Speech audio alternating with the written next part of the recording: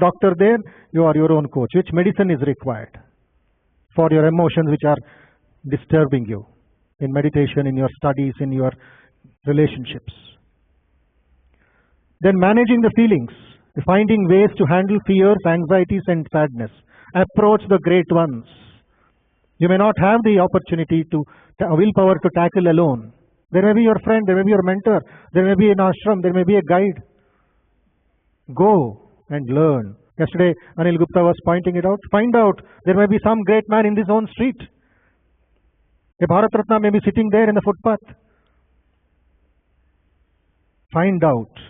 Don't be arrogant about yourself. Next, handling stress, values of exercise, guided imagery and relaxation techniques. Empathy, understanding others' feelings and appreciating the differences. Honoring the differences. Tolerating the differences and accepting the differences.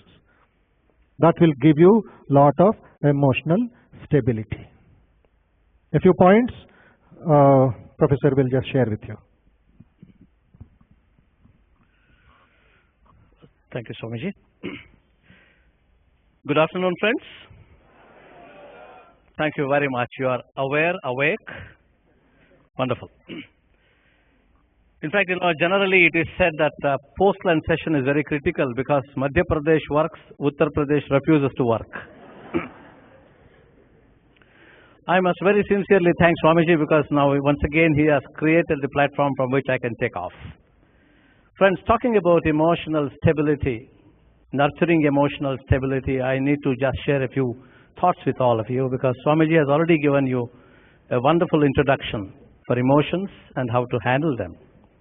I always feel that emotions are absolutely necessary for all of us because we are human beings. Without emotions, we are like a stone statue. We need to have emotions, but emotions should not control us. We must control our emotions. If I ask you a very simple question, I am expecting a very honest answer. Should the dog wag the tail or the tail wag the dog? It's for you to decide. And we must be in that position of deciding what we need to do, and it should not command us. That's very, very important in understanding how to manage emotions. Fundamentally, Swamiji has already talked to you about positive and negative emotions. Whether it is positive or negative, friends, if you don't keep them under check, it will certainly hinder your progress, your excellence. You may dream of many things. Like, as just now Swamiji told you, even auto-suggestion, that is what Sarath was telling you. Talk to yourself. Auto-suggestion, you need to give from time to time. So when you know that there is something which is hindering, you need to talk to yourself and say, no, I will put down this. I will have to decide how I should act with maturity.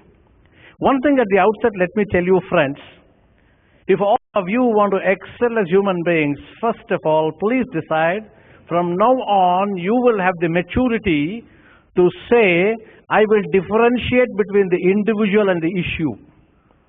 I will never mix individual and issue. When you don't like somebody, normally that is what people say, I don't like you. But they don't understand, but what they have not actually appreciated is what the person did, not the person per se, person himself or herself. This is fundamental for us to manage our emotions. If I know how to differentiate between you and the issue concerning you, I will certainly be able to manage. For example, a child commits a mistake. As an elderly person, as a parent, I need to tell the child, I don't appreciate what you did. I should never say, I don't like you, I hate you, you are useless. I told you, we are not useless, we are useless. So never say that. Never say, you are a Buddhu. Who are we to say Buddhu? Sometimes, they would show that we are the Buddhus of the Buddhus. So we will have to be very careful, differentiate individual and issue fundamentally. Half the problem is solved. Second thing is, for you to always think creative, think positive. As I told you this morning also, if the brain is active, you will always find a way out. whether it is positive or negative. I'll just cite two examples. Both are life incidents. I don't know how many of you have heard of a great person by name David Osborne. Very shocking, very surprising. Many of our people do not know David Osborne. You will be surprised. David Osborne, contemporary of Bill Gates. The man who invented the first portable computer. The world has already forgotten him. Portable computer was invented by David Osborne. People have conveniently forgotten. Do you know why? He could not control his emotions. When he invented the first portable computer, he named it as Osborne 1. And announced in the market, there were long queues for booking of this computer. He was so overwhelmed by the response. He was so happy, so joyous. He could not control his happiness. He could not control his joy. He immediately announced the release of Osborne 2. Much before the release of Osborne 1, he says, I am going to release Osborne 2, which will be smaller, which will be faster, which will be cheaper. And all those who had paid money, who had booked for Osborne 1, withdrew. They said, let us wait for a few more days and take Osborne 2. And as a result, his project did not take off at all. He was in debt. And you know, very shocking, he came to India in Tamil Nadu, Nilgiris. There's a place called Kunur. He was staying with his cousin, unheard of. No one knew. And a couple of years ago, he passed away. That is because he could not control his emotions. That's why even positive emotions sometimes, will certainly deter you. You must be very careful. You're very happy, you don't know what to say. Some people do that. In fact, I was just now sharing with one of the Swamijis here. One of my colleagues was expecting his first baby. His wife had gone for confinement to Mysore, a place in Karnataka. He was expecting a call from his in-laws. And one afternoon, I was talking to him, and a written message came to him and said, there is a phone call for you. He immediately held my hand and dragged me as well. And there was the receiver waiting. He picked up and spoke to somebody. He or she gave him the good news. He was so excited. And immediately he said, thank you, thank you, thank you. Am I a father or a mother? What he wanted to ask was whether the baby is female or male. That's all. He was so excited. He just said this. That's why I say you must keep your emotions under check. Positive or negative, be careful. One more classic example of managing emotions. I want you youngsters to remember this for life. India has produced great people. One such great son of India, I would name him a little later. He decided that he must set up one of the ideal universities in India. And he went on collecting donations. He went on from place to place, meeting people. And he also came to Nizam of Hyderabad. Nizam of Hyderabad, when he heard him, said, how dare you come to me? You want to set up a Hindu university and you come to me for donations? I'm not giving you even a single pie. But this gentleman said, I will not go without taking money from you. And this went on for some time, but finally the Nizam lost his temper. He took one of his chadaws, the slipper, and threw at this gentleman. This gentleman picked it up with a great smile on his face. He knew what he was going to do. He had that conviction. He believed in himself. He was so creative. He just took that slipper, one of them, and bowed his head and said, thank you, and went out. Next morning, he is standing in a street corner auctioning this footwear. And a lot of people have gathered there. And the news goes to Nizam. He says, your footwear is being auctioned there and people may buy that. He immediately said, no, let me go and buy. I can't allow anyone to wear my footwear or keep my footwear. I want to buy. Somebody said, no, you can't go. Send somebody, some representative. And then the representative went and finally he bought it for a very hefty price. And that man was none other than Pandit Madan Mohan Malaviya. The man who founded Banaras Hindu University. That's it, friends. If you know how to control, sometimes you react. My request to all of you is, please don't react. Respond. The difference between reaction and response is very simple, but very crucial. A reaction is spontaneous. You don't even think. You say something and then think about it. That's why I say don't do that mistake. First think and then say. It is very important. So if you respond, you take some time. You know what you should do. That is very, very important. And that is what is the ability to manage your emotions. You need to keep them under control. Check them. And if you have patience, and if you can practice pranayama, meditation, as Swamiji said, during the introduction, you must stay calm. The word itself, C-A-L-M, tells you a lot of things. C says, cool down. You must have a cool head. Very, very important. Cool down. A says, accept responsibility. You are also responsible for the situation. If somebody is angry with you, you have also contributed something for that. Accept that responsibility. L is listen. Please listen to the other version, the other side. That's very important. Don't think that you are always right. It's very, very important that the other person may also be right. That is where empathy plays a very important role. Stepping into the shoes of others.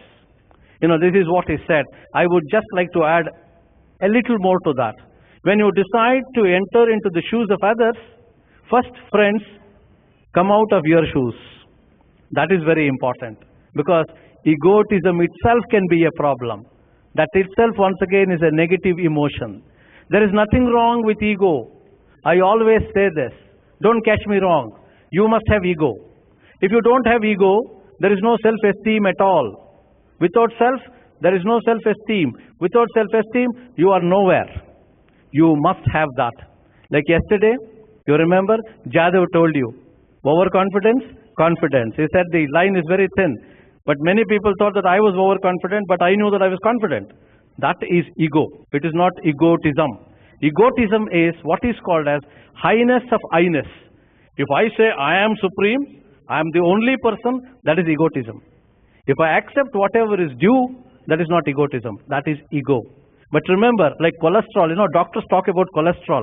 Good cholesterol, bad cholesterol these days. I don't know what is that, but there's a lot of talk about this. But I know only two things about ego. Good ego, bad ego. Good ego is where you empathize, you are generous, and you outreach. You go to people, you want to help, you want to identify yourself with the community. That is good ego. Empathy, generosity, and outreach. The bad ego is edging God out. We need to think. You will have to respond. To respond, take some time. That is why we say, listen to others. And Yam says, move away. When somebody is angry, that he or she is in a rage, don't argue. Argument may cause two losses. One, the loss of relationship, and the other one is the loss of argument itself. So why argue unnecessarily? When you know that somebody is very angry, just buy some time. That is what Swami Vivekananda also says. You will have to buy time. So what you should do is keep a picture. If you can keep a small photograph of Swami Vivekananda, and whenever you feel that you are angry, just look at that photograph for a few seconds. I bet your mercury will drop. That is very important. That is what we need to do. That is what our elders also said. Count to 10. 1 to 10. It's buying time. Or have a glass of water. You are buying time. So be careful. If you allow anger to control you, that becomes rage. There is nothing wrong in having anger. You will have to express your anger. It's always safe that you express. But the way in which you express it is very important. That's what I mean. Don't catch me wrong. It's very important. That's why I said differentiate between individual and issue. And tell the person, I did not like what you did. Very clearly. Sit across the table and say, this is the reason why I did not like. It's not that I don't like you. I hate you. No. Not at all. If you're angry, virtually you lose control of your thoughts, your actions. What may happen? A man was in office and somebody said, "Hey, what are you doing here? Your wife is with her boyfriend in the park." This man immediately went home, took that revolver, fully loaded revolver, went to the park and started running across. And somebody stopped him and asked him, "Hey, what are you doing with the loaded gun?" He said, "I want to shoot my wife because I'm told that she is with her boyfriend here." Then he said, "Hey, what are you telling me? You're not married."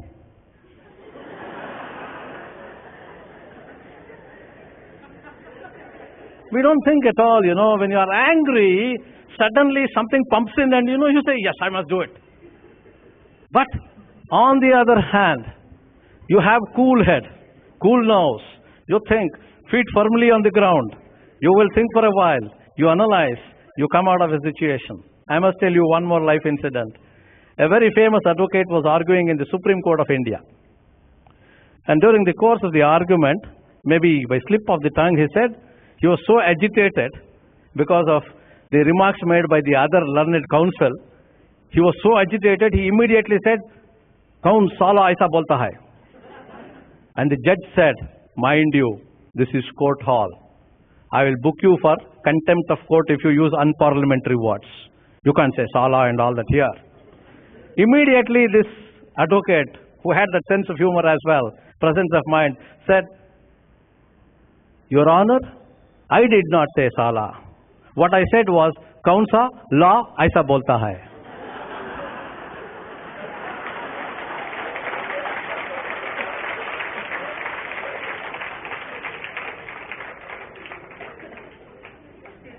So that's it, friends.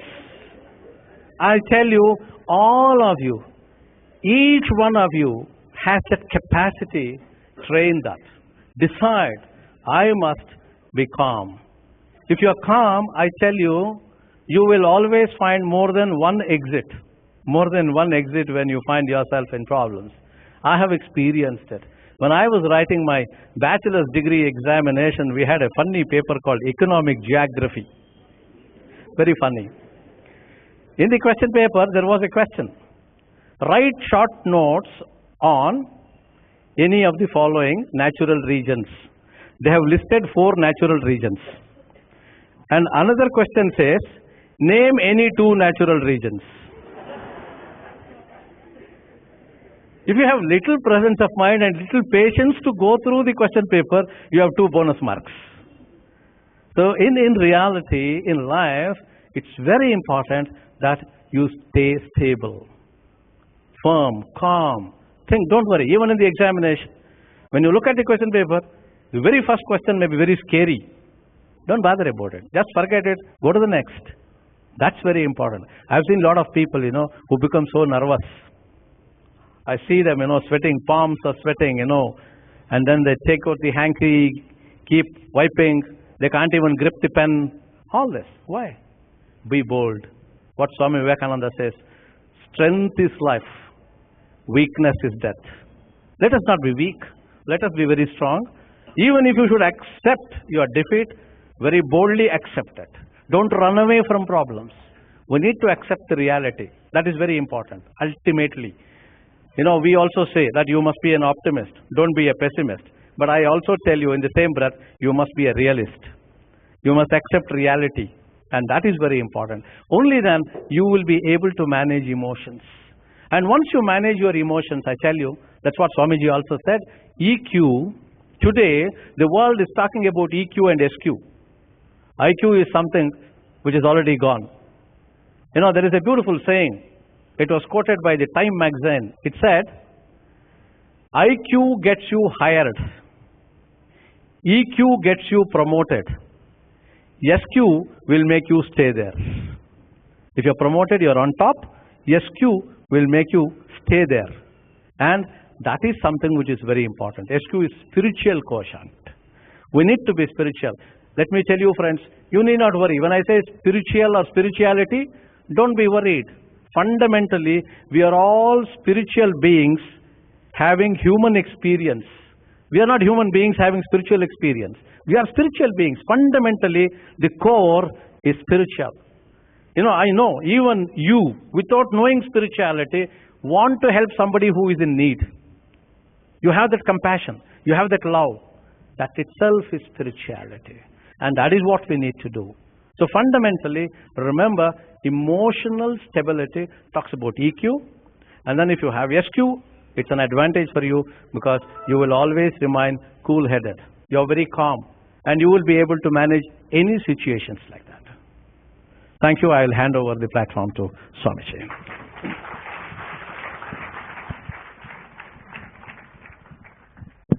When he has used the word anger, in English especially, many students keep asking us how to overcome anger and how to use it, etc., etc. Beautifully put by Professor Rao. But it will be easy for you if I can translate it into Sanskrit. Same word has got two terms in Sanskrit. One is called kopa, the second is called krodha. Both translated in English is anger, is misleading. Okay? When Arjuna asked the question about emotional balance, in the 3rd chapter, 37th sloka of the Bhagavad Gita, Ata kena prayuktoyam papam charati purushaha anichannapi vasneya baladiva niyojitaha. What is it that makes a man do a crime? He does not want to do it, but there is a force. Baladiva. He is being forced, pushed as it were. And he does the crime. And Krishna says, there are two enemies. Kama yesha, krodha yesha. And where do they come from? Rajoguna samudbhavaha. They are the children of Rajoguna. Rajoguna is passion, restlessness. Okay? And these two are the greatest enemies of a human being. Mahashano mahapatma vidyena miha vairinam. Vairi, enemy. Kama, krodha. Krodha is what? Vengeance. Somebody tells you something. You don't forget it. You keep it in your mind. That becomes cancer. That becomes a big, vicious, poisonous serpent in your mind. And you be planning, making all attempts. You'll be hiring people and try to kill him or murder him or loot him, something. Krodha. But kopa, a slap on the face. A kopa of a policeman. Or I always give the example of emotional stability of a soldier. Soldier in war with the enemies. He is having the AK-47. He kills, he shoots 10 soldiers, enemies. And he may get a Ashoka Chakra for it. That is kopa. He has to defend his country. He has to show his anger. Okay? But if that same fellow uses that AK-47 and comes and shoots his wife, where will he be? That Ashoka Chakra will be taken back. Is it not? How he has to use that emotion there? There he gets Ashoka Chakra by killing 10 enemies. Here he shoots his wife out of... That is krodha here. The same person is controlled by that passion called anger. He doesn't know how to use it. So kama yesha krodha. In anger, when you put it into Sanskrit, kopa, for the good of yourself, a little discipline, a little scolding, a little slapping, doesn't matter. But krodha is bad. Krodha is dangerous. It may take away lives. So that is where we have to look at it, and I'll just show you small, continuing that points.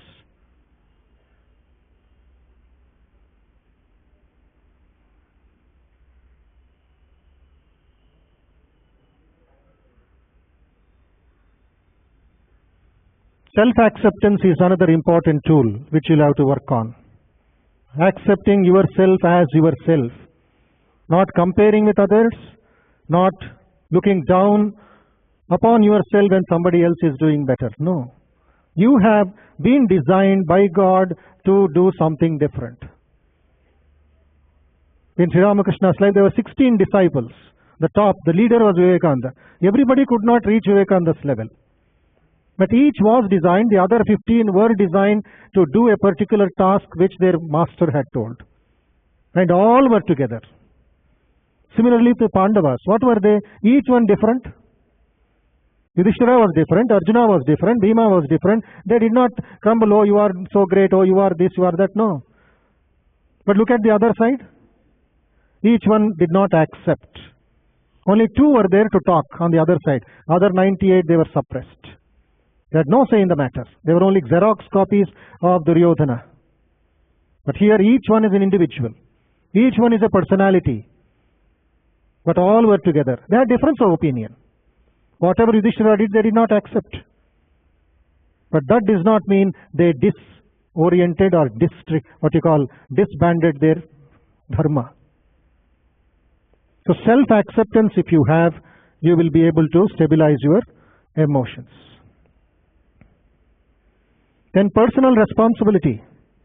Recognizing the consequences of your actions and decisions. That's where think before you act. Think before you act. So there was a narrow bridge in a village. In olden times, a very narrow bridge where only one person could go at a time.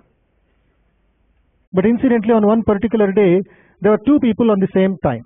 One was coming from the left side, another was coming from the right side, and both stopped in the center. Only one can go, but both are standing in the center. One was a very lean and thin man, a villager. The other one was so hefty, so bulky, and so tall. The tall one said, "Hey, make way for me. Don't you know who I am?" You are showing his anger. "You're a punny fellow, you have to make way for, go back." And that man did not move.